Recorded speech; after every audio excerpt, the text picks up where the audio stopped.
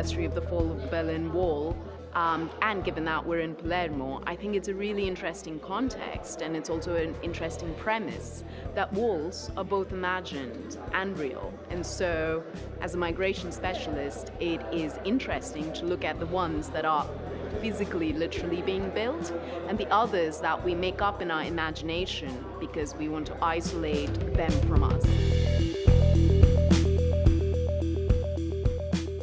The 30th anniversary of the fall of the Berlin Wall, and a lot has happened 30 years from now. There has been the financial crisis in 2008 that led to a multiplicity of crises, and this is a right moment to have a privileged spaces with people that have reflected about what happened in the last 30 years and how did it impact our societies in Europe. Why we did TRANSEUROPA Festival is because we think it's really important to have this space for political and also cultural transformation.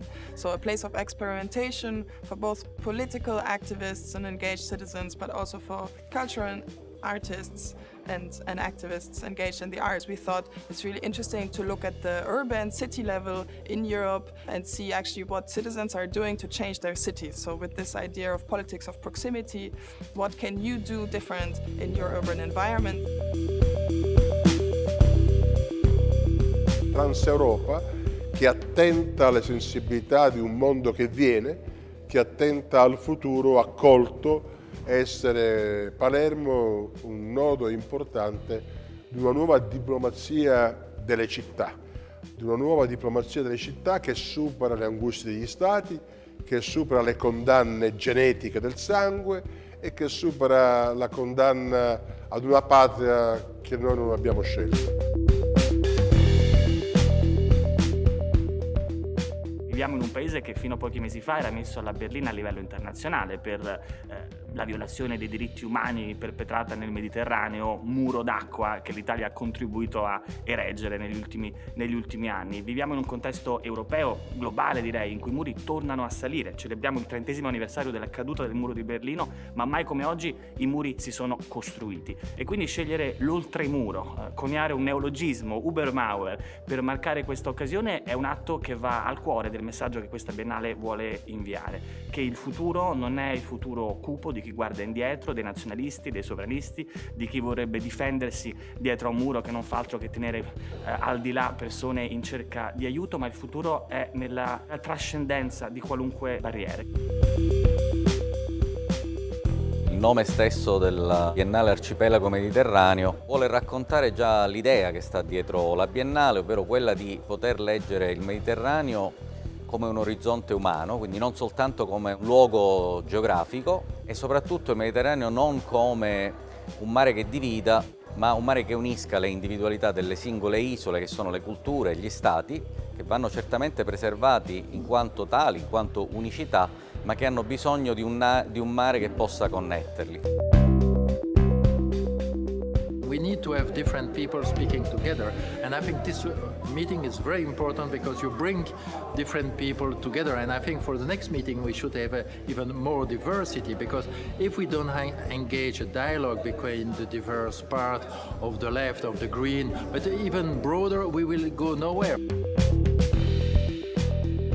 Quello che manca nel quadro politico europeo ma anche internazionale è l'affiancamento alla politica elettorale nazionale della democrazia della partecipazione. Cioè oggi un cittadino polacco, portoghese, italiano e tedesco che condividono una priorità, oggi che cosa possono fare? Allora credo che ci sia un'urgenza proprio di questi movimenti di unirci nell'utilizzare i debolissimi ma pure esistenti strumenti di democrazia europea che ci sono e farne tesoro per costruire una dimensione politica europea. Un'occasione come quella di oggi da questo punto di vista è davvero molto importante.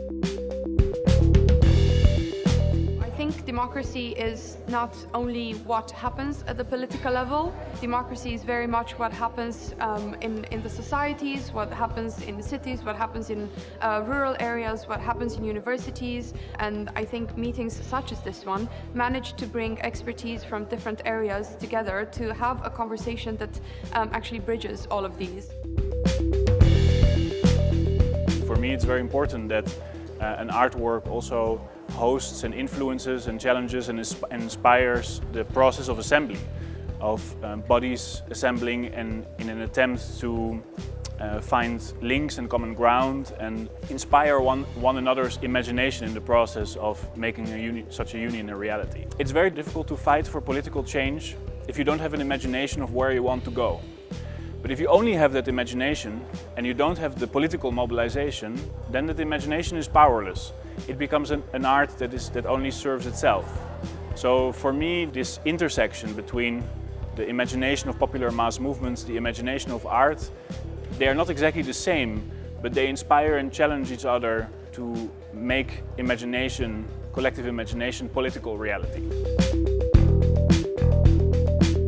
The exciting thing about this festival and Europe for the Many is that we are crossing borders to form alliances, to work collectively, to work together to challenge this international financial system, in order to challenge, the imperialism of the United States, if you like, and the authoritarianism of China, and to grow social Europe, the Europe for the many, a Europe which cares about the poor and not just about the 1%. We can't bring about change without cosmopolitan democracy. We can't have cosmopolitan democracy without transnational activism. And these meeting points are places where people can be empowered to really be active and to develop an alternative vision of Europe that is the only way to counteract the right-wing populists. C'est le moment de la mobilisation. Nous vivons une situation très grave dans le monde. Il y a un retour au fascisme. Le capitalisme, le système économique est en train de créer des désastres. Donc si on ne se mobilise pas, si on ne prend pas conscience de ce que nous vivons actuellement, ça sera très difficile de résoudre ce problème. Donc c'est une bataille qui part par la conscience, qui part du bas, surtout par les populations, les citoyens. C'est les citoyens qui doivent, selon moi, commencer à se battre.